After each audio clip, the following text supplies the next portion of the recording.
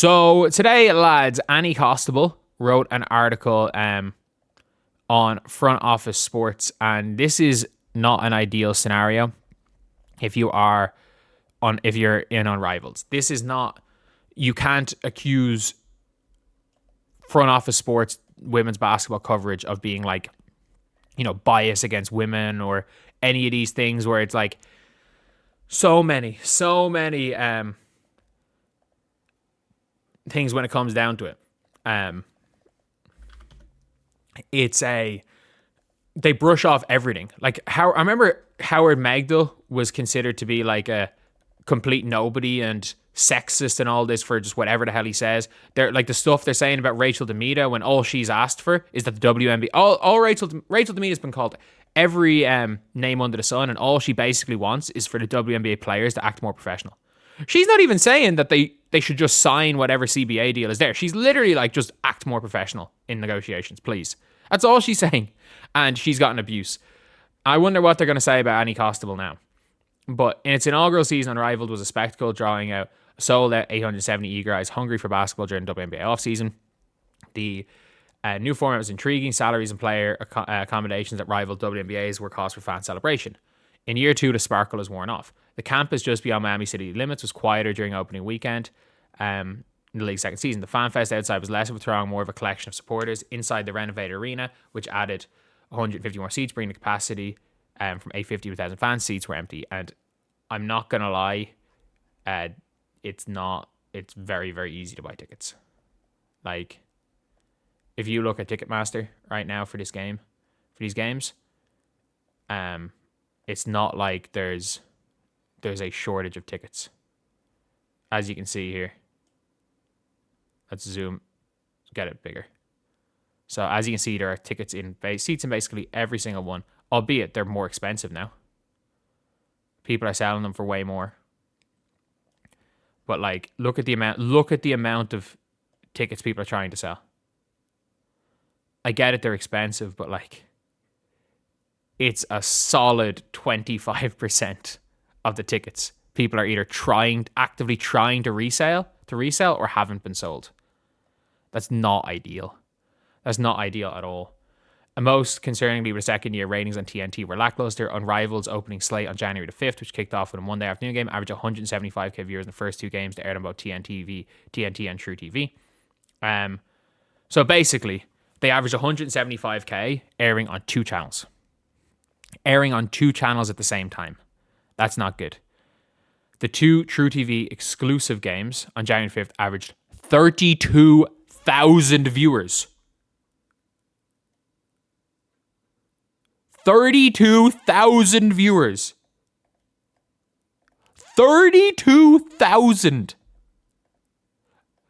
And by the way, on live streams, there was 500 viewers watching these games. 500. They averaged 32,000. Like, that's bad. That's real bad. Like, the True TV games last year, the lowest they were at was like 90, 100k. It was seen as a big shock when the True TV games didn't get 100k. It says here, the games on January 9th averaged 139,000 across TNT and True TV. So obviously they were being aired on both, averaging 139,000. It's not that bad a percentage drop off. But what games were on January the 9th? So January the 9th was Vinyl, Rose, Breeze, Hive. Okay, so there was the Breeze were playing, Paige Bueckers was playing. And that's the only games that really matter. January the 10th and 11th averaged 71,000 viewers on True TV.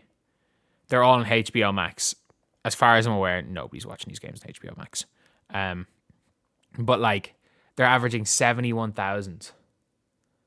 That's not ideal. And I wouldn't be surprised if the 11th in which Paige played, and like, these are Saturday, Sunday nights. I wouldn't be surprised if one of them's in the 50s and one's in the 80s. Like, that would be my expectation for that average. That's not good. That's a steep drop compared to the first season, where the league averaged 221,000 on TNT across regular season and playoffs. And by the way, the 221,000 on TNT, they were only TNT games. I don't think they were on TNT and True TV. So they've added an extra network where you're not picking up a crazy amount of viewership, but you would assume maybe you had 30,000 viewers by putting it on an extra network at the same time, maybe in the five figures, and it still dropped by 50, 60,000, or still dropped 50,000 on average. And that's not ideal. Peaking at 377 for the final of the 1v1 tournament. The opening night last season averaged 312,000. 20 to 26 games faced a competitive broadcast window, NFL wildcard round, and college playoff football. But yeah, you're competing with other sports. Like, you can't just have a clean run of it.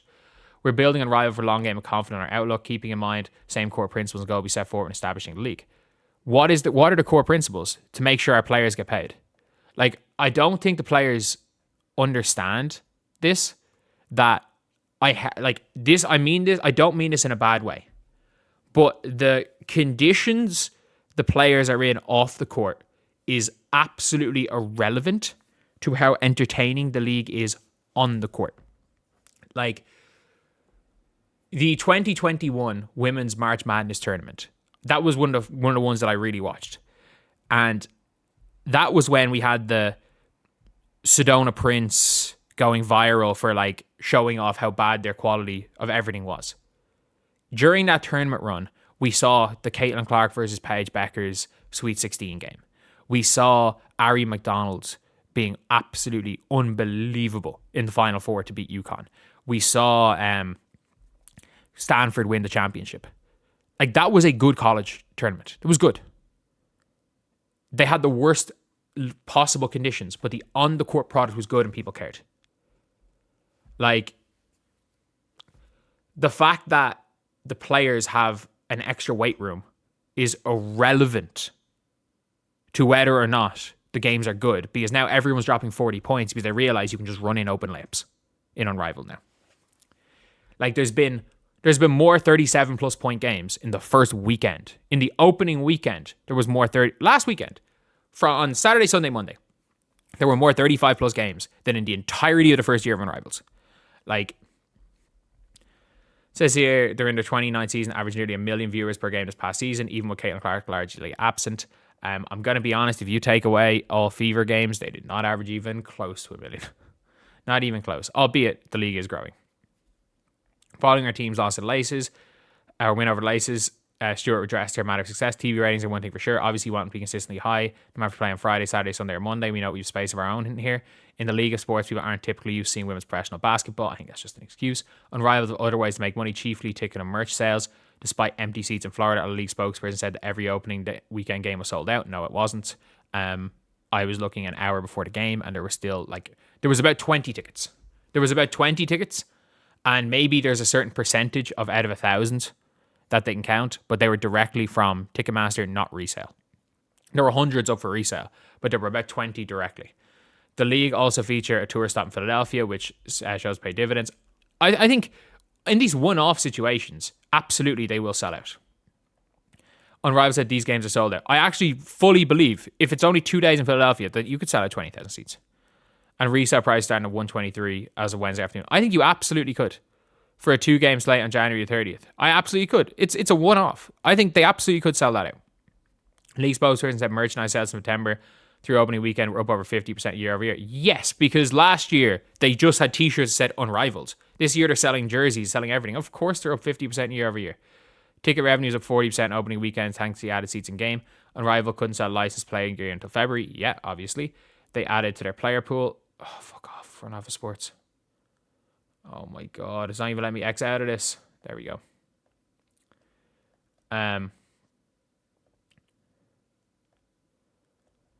Okay. It says here, obviously, Breanna did not return to the league's second season. The league announced January 8th to be unable to participate in encore activities due to an injury sustained in the WNBA season.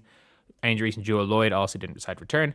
Players also determined 3-on-3 is not suitable for their development, moving on to Project B. Alyssa Thomas is playing Project B. A whole bunch of Unrivaled players are going to be playing on Project B. I think there's a misconception that we don't want to be overseas. Alyssa Thomas said, for me, it's about where the best opportunity is, where I can continue to grow my future. I enjoy overseas. There's plenty of opportunities over here. Unrivaled is an opportunity as well. 3-on-3 for me, I felt a little hard to transition back to 5-on-5. Unrival's 6-year media rights deal reportedly worth 9 figures, but the parent company Warner Bros. Can opt out after 3, which they're going to do. TNT has equity stake in the league. Warner Bros. Is facing its own shaky future as Netflix, Paramount, fight to buy the company. The biggest question about 3-on-3 is whether it's sustainable, and viewership plays a significant role in the answer. Yeah, they're going to opt out after 3. They're going to opt out after 3. I'm not going to lie.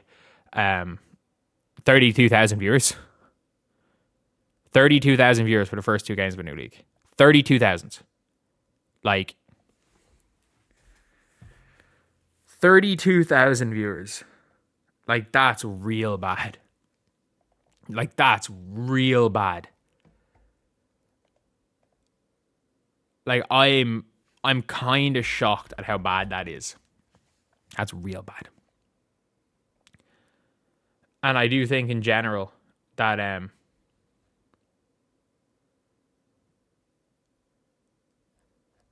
that's a tough one. That it really is a tough one with